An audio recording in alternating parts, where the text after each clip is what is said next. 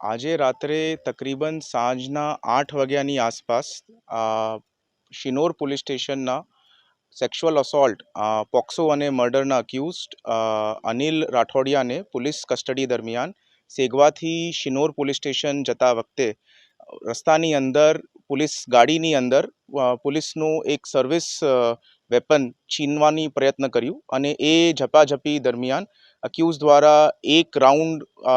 Fire કરવામાં આવ્યું, જો કે ડ્રાઈવરના નજીકથી નીકળીને બહાર જતો રહ્યો અને ઝપાઝપી દરમિયાન બીજું એક રાઉન્ડ અક્યુઝના પગની અંદર વાગ્યું છે. તાત્કાલિક પોલીસ દ્વારા 108ને જાણ કરવામાં આવી છે અને એમને હોસ્પિટલ લાવીને સારવાર આપવામાં આવી છે. ગોળી જ અક્યુઝના પગમાંથી લાગીને બહાર નીકળી રહી છે અને અક્યુઝની કન્ડિશન હાલ સ્ટેબલમાં છે અને હાલ પોલીસે આપની લીગલ કાર્યવાહીની તજવીજ ચાલુ કરી છે.